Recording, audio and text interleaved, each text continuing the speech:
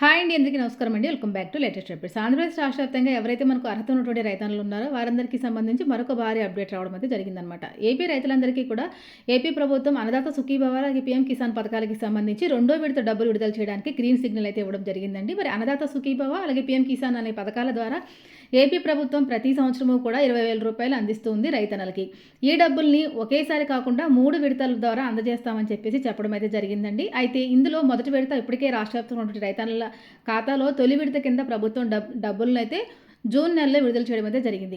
ఈ విషయం కూడా మీ అందరికీ తెలుసు. తొలి విడత కింద ఎవరికైతే మనకి అర్హత ఉన్నటువంటి రైతులు ఉన్నారో వారందరికీ కూడా రాష్ట్ర ప్రభుత్వం అన్నదాత సుఖీభవ పథకం ద్వారా 5,000 రూపాయలు, అదేవిధంగా పీఎం కిసాన్ 23వ విడత ద్వారా 2,000 రూపాయలు ఖాతాల్లోకి జమ చేయడం అయితే జరిగిందనమాట. మొత్తంగా 7,000 రూపాయలు ప్రతి ఒక్క రైతుల ఖాతాల్లోకి ఆల్రెడీ విడుదల అవ్వడం జరిగింది. తాజాగా మనకు 24వ విడత డబ్బులను అయితే పీఎం కిసాన్ 2,000 రూపాయలు, అదేవిధంగా అన్నదాత సుఖీభవ పథకం కింద 5,000 రూపాయలు, మరొకసారి 7,000 రూపాయలు రైతుల ఖాతాలోకి విడుదల చేయాలని చెప్పేసి ఏపీ ప్రభుత్వం నిర్ణయం తీసుకుంది. మరి 7,000 రూపాయలు మీకు రావాలంటే ప్రతి రైతు కూడా కొన్ని అప్డేట్స్ అయితే చేసుకుని ఉండాలి. మరి ప్రభుత్వం ఎప్పుడు ఈ డబ్బులు విడుదల చేస్తుంది అనేది కూడా ఇక్కడ అప్డేట్ అయితే ఇవ్వడం జరిగిందనమాట.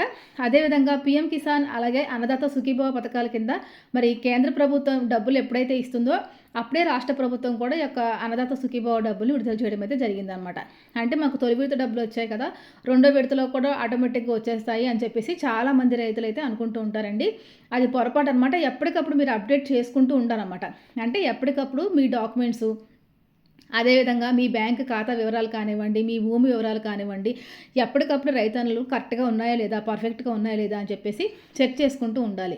ఎందుకంటే తొలి విడత డబ్బులు విడుదల చేసినప్పటికీ కూడా కొంతమందికి సాంకేతిక కారణాల వల్ల కానివ్వచ్చు, మరి మీరు ఇచ్చినటువంటి ప్రూఫ్స్ కానీ వివరాలు కానీ తప్పుగా నమోదు అవ్వడం వల్ల, సాంకేతిక కారణాలు సిస్టమ్ అప్డేట్స్ అవ్వడం వల్ల కొంతమంది రైతులకైతే ఇప్పటివరకు కూడా ఈ యొక్క డబ్బులు అయితే రాలేదన్నమాట. అయితే డబ్బులు రాని రైతులు ఏం చేస్తే మరి మనకి డబ్బులు అనేవి తొలి విడతలో రాని వాళ్ళకి ఏ విధంగా వస్తాయి, అదేవిధంగా ఇప్పుడు మనకి రెండో విడత విడుదల చేస్తామంటున్నారు కదా, మరి దానికి మనం ఏమైనా ఇంకా అప్డేట్స్ పూర్తి చేసుకొని ఉండాలా అని చెప్పేసి ఈరోజు వీడియోలో డీటెయిల్గా మాట్లాడుకుందాము. వీడియోని ఎక్కడ స్కిప్ చేయకుండా ఫస్ట్ నుంచి చివరి వరకు చూడండి.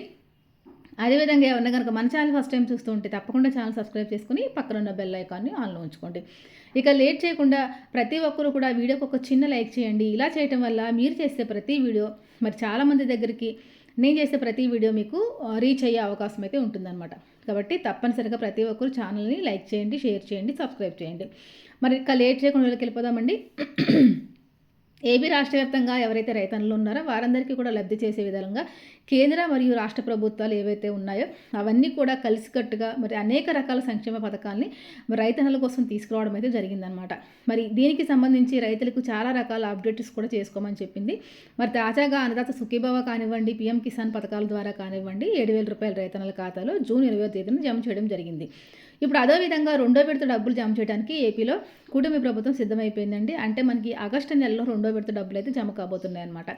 దీంతో పాటుగా రైతులు ఎవరైతే ఉన్నారో వారికి 2025లో పంట నష్టపోయిన రైతులు ఎవరైతే ఉన్నారో వారందరి కోసం కూడా పంట నష్ట పరిహారాన్ని కేంద్ర ప్రభుత్వం మరియు రాష్ట్ర ప్రభుత్వం విడుదల చేయడం అయితే జరిగిందనమాట. ఈ పంట నష్ట పరిహారం మనకి ఎకరాకి 10,000 నుంచి 50,000 రూపాయల వరకు ఉండబోతోందండి. ఎందుకంటే మీరు వేసిన పంట బట్టి, పంట నష్టపోయిన తీవ్రతను బట్టి ఈ యొక్క ఇన్పుట్ సబ్సిడీ అనేది కానివ్వండి, పంట నష్ట పరిహారం కానివ్వండి డిపెండ్ అయి ఉంటుందన్నమాట. ఈ పంట నష్ట పరిహారం మీకు రావాలంటే కనుక ఖచ్చితంగా మీరు మీ యొక్క పంటకి ఇన్సూరెన్స్ అనేది చేయించుకుని ఉండాలన్నమాట. 2026, 2027కి సంబంధించి ఇంకా చాలామంది రైతులు ఈ యొక్క ఇన్సూరెన్స్ అనేది చేసుకోలేదండి.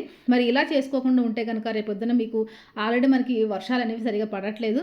దీనివల్ల మీకు పంటకి ఏమన్నా మరి గిట్టుబాటు ధర లేకపోయినా, మరి సకాలంలో పంటలు పండక రైతన్నలు ఇబ్బంది పడ్డప్పుడు కూడా ప్రభుత్వాలు అన్ని రకాలుగా ఆదుకోవాలంటే కనుక మీరు మీ పంటని ఈ క్రాప్లో తప్పనిసరిగా నమోదు చేసుకోవాలి.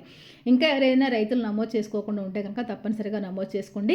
ఇక దీంతో పాటుగా ఎవరైనా మరి కొత్తగా రైతుల యొక్క అన్నదాత సుఖీభవ, పీఎం కిసాన్ పథకాలకి ఎవరైనా అప్లై చేసుకోవాలనుకుంటే కనుక ఖచ్చితంగా మీరు కొత్తగా అప్లై చేసుకోవాల్సి ఉంటుంది. దానికి సంబంధించి ప్రతి రైతుకి కూడా ఇప్పుడు జిల్లాల్లో కానివ్వండి, రాష్ట్రంలో కానివ్వండి ఫార్మర్ ఐడి రిజిస్ట్రేషన్ అనేది తప్పనిసరిగా చేసుకోవాలి. ఫార్మర్ ఐడి రిజిస్ట్రేషన్ ఉంటేనే మీకు ప్రభుత్వ పథకాల నుంచి వచ్చేటటువంటి లబ్ధి అనేది పొందగలుగుతారండి. ఈ ఫార్మర్ ఐడి రిజిస్ట్రేషన్ అనేది మనకి ఆధార్ నెంబర్ ఏ విధంగా ఉంటుందో సేమ్ అదే తీరుగా ఇది ఉంటుందన్నమాట. కంపల్సరీ మీరు మీ రైతు భరోసా కేంద్రాల వద్దకు వెళ్ళి మీ పట్టాదారు పాస్బుక్, ఆధార్ నెంబర్ కూడా తీసుకుని వెళ్తే వాళ్ళు మీకు అక్కడ ఫార్మర్ ఐడి రిజిస్ట్రేషన్ చేసి ఇస్తారు. ఆల్రెడీ రైతులకి, పాత రైతులకి అయితే ఉంటుందండి. ఎవరైనా కొత్తగా భూమి కొనుక్కున్న రైతులు ఎవరైనా ఉంటే కనుక వారు తప్పనిసరిగా ఫార్మర్ ఐడి రిజిస్ట్రేషన్ చేసుకొని ఉండాలి. దీంతో పాటుగా ఇప్పుడు ఆల్రెడీ రెండో విడత డబ్బులు రిలీజ్ చేయడానికి ఏపీ ప్రభుత్వం సిద్ధమైపోయింది కాబట్టి రైతన్నలందరూ కూడా మరి ఆధార్ కార్డుకు కేవైసీలు, రేషన్ కార్డుకి కేవైసీలు ఉన్నాయా లేదా చూసుకోవాలి. దీంతో పాటుగా హౌస్ హోల్డింగ్ మ్యాపింగ్లో మీది యాక్టివ్లో ఉందా, డీయాక్టివ్లో ఉందా అని చెప్పేసి చెక్ చేసుకోండి. అదేవిధంగా ఒకసారి బ్యాంకుకి వెళ్ళి బ్యాంక్ ఖాతాకి ఎన్పిసిఐ లింకింగ్ అనేది ఆన్లో ఉందా లేదా, అదేవిధంగా ఆధార్ సీడింగ్ అయ్యి ఉందా లేదా. దీంతో పాటుగా డీబీటీ విధానం ద్వారా ప్రభుత్వం డబ్బులు బ్యాంకులో జమ చేస్తుంది కాబట్టి ఈ డీబీటీ విధానం అనేది ఆన్లో ఉండాలన్నమాట. అంటే మీ అకౌంట్కి అక్కడ బ్యాంకులో సిస్టమ్స్ ఓపెన్ చేసి చూస్తే మీ అకౌంట్కి డీబీటీ విధానం అనేది ఆన్ అయి ఉండాలన్నమాట. అది ఆన్లో ఉందా లేదా అని చెప్పేసి ఒకసారి చెక్ చేయించుకోండి.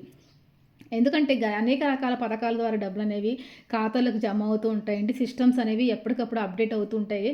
ఒక్కొక్కసారి సాంకేతిక లోపాల వల్ల సిస్టమ్ జనరేట్ అయినప్పుడు కూడా ఒక్కొక్కసారి డీయాక్టివేట్ అయిపోతూ ఉంటాయి. అలాంటి ఇబ్బంది కలగకుండా ఉండాలంటే కనుక మీరు మరొకసారి బ్యాంకుకి వెళ్ళి చెక్ చేసుకొని సిద్ధంగా ఉంచుకోవాలండి. దీంతో పాటుగా మినిమం బ్యాంకు అమౌంట్ అనేది ఖచ్చితంగా మెయింటైన్ చేయాలి.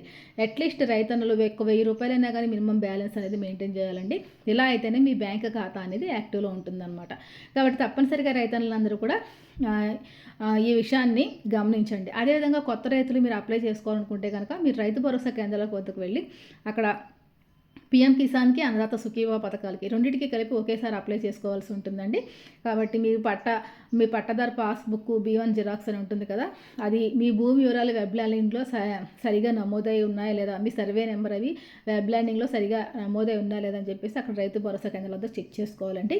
దాంతోపాటుగా Aadhaar number, phone number, ration card ఇవన్నీ కూడా తీసుకుని వెళ్ళి మీరు చక్కగా అక్కడ దరఖాస్తు ఫామ్ అనేది ఫిల్ చేసి సంతకాలు అవి చేసి అప్లై చేసుకోవాల్సి ఉంటుంది. మీరు అప్లై చేసుకున్న తర్వాత మీరు అప్లై చేసినటువంటి దరఖాస్తులు ఏవైతే ఉన్నాయో, మీరు ఇచ్చినటువంటి ఇన్ఫర్మేషన్ ఏదైతే ఉందో వివరాలన్నీ కూడా కరెక్ట్గా ఉన్నాయా లేదా, మీకు అన్ని రకాలుగా ఎలిజిబిలిటీస్ ఉన్నాయా లేదా అని చెప్పేసి అధికారులు వెరిఫికేషన్ చేసిన తర్వాత ఈ యొక్క అన్నదాత సుఖీభవ, పీఎం కిసాన్ పథకాల లిస్టులో మీ పేరు చేర్చడం అయితే జరుగుతుందన్నమాట.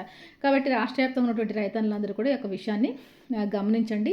దీంతో పాటుగా సిస్టమ్ వెరిఫికేషన్ చేసిన సర్టిఫికేట్ కూడా మీరు సబ్మిట్ చేయాల్సి ఉంటుంది. దీంతో పాటుగా address proof, caste certificate, income certificate కూడా రైతన్నులు సమర్పించాల్సి ఉంటుందండి. ఇవన్నీ చేసుకుంటే కనుక మీకు ఎటువంటి ఇబ్బంది లేకుండా ఈ యొక్క అన్నదాత సుఖీభవ, పీఎం కిసాన్ పథకాలకి సంబంధించిన డబ్బులు అనేవి రావడం అయితే జరుగుతుందన్నమాట.